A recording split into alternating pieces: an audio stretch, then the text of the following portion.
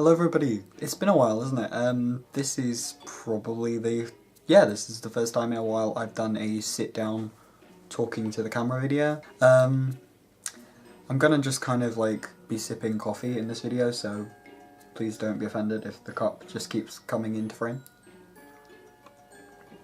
I feel like it's the theme of my YouTube channel if I just drink caffeinated beverages randomly during the video and don't edit it out, because I'm a professional.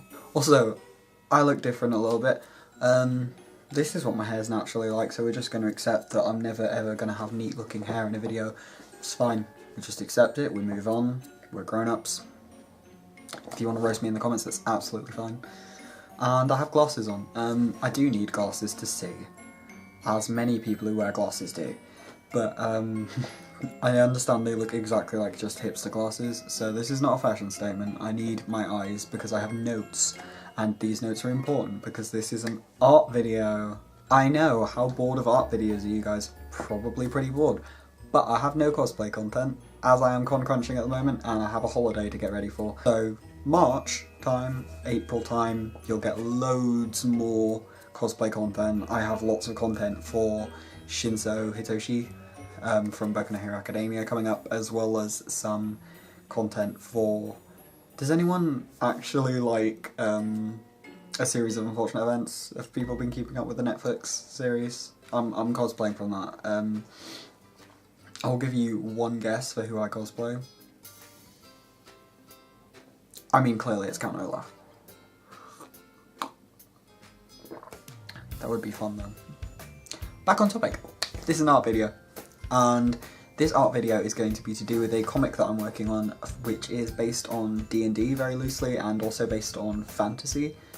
And yeah, that's kind of the theme of it. It is kind of your traditional fantasy story. It's got a lot of characters that are like elves and humans and all sorts of creatures.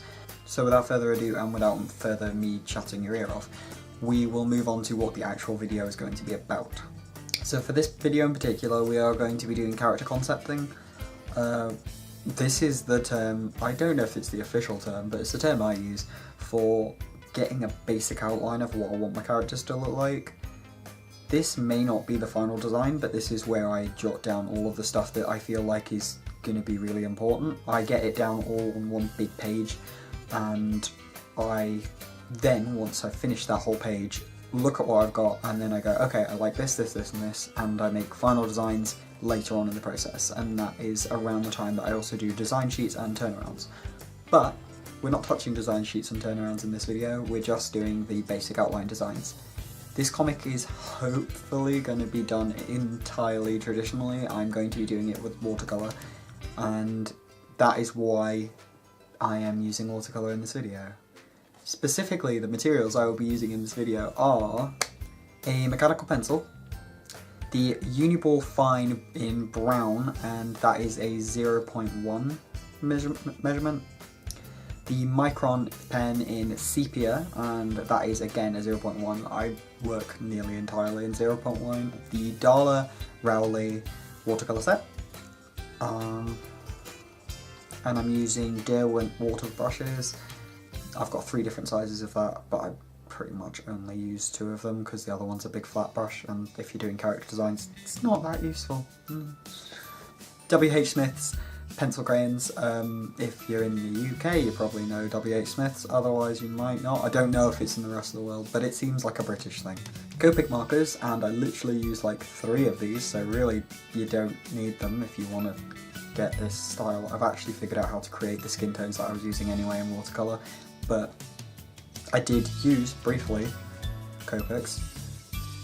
And I'm doing all of this in a Moleskine sketchbook. Specifically, this bad boy. This is my sketchbook that I am working in at the moment. It is an A4 size, and it's just your traditional sketchbook for watercolouring and such. Ooh, spoilers. Yeah. So I will start to roll footage. Now I'm going to be intersplicing the footage in with me chatting, so just, if you want to see what the actual character designs are, here they come now. Now the first character we're going to be working on is Shrike. Shrike is a character that he is an antagonist, not a villain. That is a very strange line to try and explain, but the way that I figure it is a villain is somebody who does actively evil things, and a antagonist is a character who is against the point of your main character. It's kind of hard to explain how he portrays the villain role. He definitely does actively, I would believe, evil things, but his belief is what he's doing is the correct thing.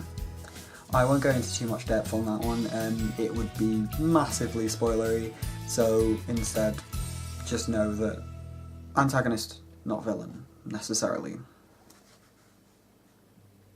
He is the leader of a group, so all of his outfit theme has to be able to be translated into other members of said group.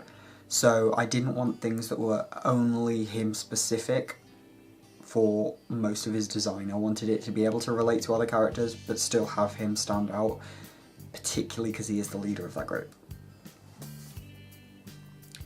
He is a fairly young character, he is early 20s, and he is intended to be a fairly androgynous character, and he is a magic user. He uses magic. Again, I can't explain his magic use because it is going to be quite the surprise when it comes into comic. As for his design choices, he is obviously with his name based on a shrike. If you haven't heard of what a shrike is, a shrike is a little bird that lives mainly in Ireland, and it is actually a predator bird. It's quite gross, but it does disembowel things with thorns. It actually uses thorns to kill and to eat. But shrikes are kind of come in different styles. One way you'll probably know the shrike is you know the bird that's keeping itself in the sky with sheer anger? That's a shrike. He is based on a shrike, and his entire design is referencing back to the fact that he is based on a shrike. Even so, as far as there are elements to his wings, details such as they actually have these like wing pattern going into the cape, and this fades into a black that is again based on an actual shrike. The tips of their feathers are considerably darker than the actual base of the feather. His obvious small size and not particularly scary looking nature comes from shrikes, again because they're not very intimidating looking, but they're definitely a lot more dangerous than they look. Even the little swoops in the front of his armour that are actually to indicate chainmail, that is based on, again, a pattern that goes through the wing of the shrike. So a lot of his referencing, even the colours, are pulled straight from shrikes. I wanted his colours to be more of like muted, colder colours, with his skin tone being the slight warmer element to it, and hair tone. So yeah, cool colours. Those are our like villain coded colours. We tend to keep the antagonist group cool colours. So that is our antagonist, that is our main antagonist for the beginning part of the comic, and then we're going to move on to one of the main characters. There is one main character that won't be discussed in this video. Her name is Briar, but I will insert pictures of her as we go along with this character because she is his little sister. This character is called Nathaniel, and Nathaniel is one of the main three characters. Nathaniel is an older brother. He's older than Briar by quite a few years, and he definitely takes an almost parental role with her. He's very protective of her. His initial base design is around the strong knightly type. He is intended to be brave and strong looking, big, broad, and basically your stereotypical knight. However, his personality type is actually he's very, very cowardly. There are reasons for this that will come up in the comic, but he has a very cowardly disposition and only really cares about himself and Briar. As for his design choices, I wanted to push myself out of my comfort zone with his design. He's intended to be big and muscular and tough, and that is not something I draw very often. If you've seen any of my artwork, I love drawing pretty girls. That's pretty much all I like drawing. Pretty girls and occasionally pretty boys. But I wanted to push myself out of the comfort zone a little bit. He is still intended to be pretty. He's still intended to be a handsome character, but he's bigger and broader than I would normally draw. He is going to be more sort of like your traditional fighter. He uses a sword, he's got a shield, he's that kind of, again, stereotypical knight sort of type. A lot of his design elements I pulled straight from Briar. He's a redhead with a reddy complexion and loads of freckles. So he's also got these hazel green eyes that are a big focus for Briar's character, so I wanted him to have them too. Big thick eyebrows, that's another thing I wanted for him. I did really love this like middle parting, I think it frames his face really nicely. And as for his colours, I wanted them to be warm, safe, very natural. I wanted it to come across almost nurturing and like, because he is this parental figure for Briar, and Briar is the lead character who the plot will be following. So I wanted his colours to reflect how she kind of views him. And a big feature you'll notice on his armour is suns and swirls. That is going to be a base theme for the world that he comes from, so the land. You will kind of see more of that coming along in his actual final design, as well as the world design for where he's from. They are very big on their sun imagery. And a final thing I kind of wanted to focus on with him was trying to find a way to make him look similar to Briar, and not to steal her limelight, but to still look interesting. One thing I really always worry about with designing characters is the more brawny characters, the like stronger, tougher characters, tend to, in my opinion, come across almost like a side character. Like, I wanted him to have his own intrigue and he has his own arc, and I wanted it to be something you could see in him that he is a main character and he is important to the plot. And the final character we're going to be talking about in this video is Baitor. Baitor is a tiefling, which is making him one of our first not human characters featured in this video. He is adorable, and he is originally concepted by my fiance. I designed him from an illustrative point, but we kind of had to back and forth on how he would look and base it around the personality and things that we'd come up with. He is the third main character, so we have Briar, Nathaniel and Baitor. He is a bard, meaning that he should be everyone's favourite character automatically, because bards are great, and if you write a bard, then I'm going to fall in love with them instantly. It's just the way it is. And I wanted him to really come across as like a lovable outsider sort of character. The reason I'm saying this is one of the big themes for this comic is outsiders, social rejection and oppression. So a lot of the theme of it will be based around that. Baitor's character has been isolated from pretty much anyone else for a really long time, and he has this like desire to form connections and make friends, and that needed to come across in his personality pretty quickly. Pretty much I wanted facially him to come across as this just a really nice character that you'd want to befriend. It also goes across the stereotype of what a tiefling character should be like. Having looked into their roles and things like that, they're often perceived as being very evil. And I really wanted him to counter that. He is often, through the plot of it, fighting that stereotype, so yeah. A lot of his shape language is heart shapes. So his face is very heart shaped, his chest and torso are quite heart shaped. He has all these like big happy point curls that come out. Even his horns have this like big happy pointy curl going through them. So soft but sharp, heart shape. Again, because I was wanting him to be fighting that evil stereotype, he's purple.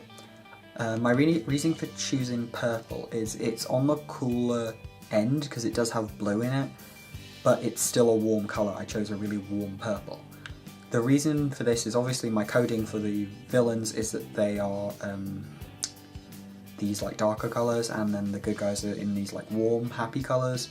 So I put him in this warm purple because I wanted it to look like he is a part of the group and a part of the good guys, but still has this like cooler tone to him. And as well as the purple, I mostly fitted him with neutrals. I just didn't want them to draw too much attention away from the features that were quite overbearing, like the purple skin and the big dark eyes, which we're now going to get into, because those gave me a lot of trouble. Big dark eyes, anyone who has created a character that has... they can be quite hard to convey emotion and to avoid looking creepy. It took a lot of reshaping his eyes and making them look... putting the shine in the right place and stuff like that to kind of pull back from the uncanny valley creepy black-eyed children look. And again, facial expression is quite hard because the eyes are very, very telling, and if you're wanting your character to look really, really interesting and really like emotive, you have to do all of that without the eyes. So yeah, you can do stuff like squinting them a little bit, like when they're smiling, you can do things like angry eyebrows, but all of the rest of the emotion has to come from their mouth and from their nose and from their eyebrows and their jaw and their body language. A lot of Beetle's personality comes from his body language. His hands are always up by his face, he's very expressive, and that had to come from rather than his eyes, the rest. I actually have that struggle several times in the comic. There are a few characters which have no whites in their eyes because there are a lot of characters that are even less human looking than this. But these are three of the main characters that will be featuring in the comic. I really, really hope you guys will enjoy the comic when it does come out. I am going to do a part 2 to this, which is designing the final concepts for more characters, as well as these characters. And also then we're going to be moving on to doing stuff like turnarounds and designing the world that they will live in. These art videos will not be taking away from cosplay videos, it's just more like a extra thing that's going to be going on while cosplay had to be back on a back burner. So if I'm not able to give you guys content on cosplay, I will give you art content. So it's win-win. If you don't want to watch it, you don't have to, and if you do want to watch it, it is here for you. You have the means in which to gain art things. Art is something I'm a little bit shy about, so I hope you guys will like my artwork. At the very least, I hope you won't be too mean about it. Yeah. So basically that's pretty much it. Thank you very, very much for watching, and as always, please remember to be creepy. I didn't drink enough coffee during this video, and it's gone kind of cold. This is why you don't film while you're drinking hot beverages. No, but seriously, has anyone else seen this series of unfortunate events? Please comment in the bottom. I want more friends who like this series. It's so good. I'm obsessed.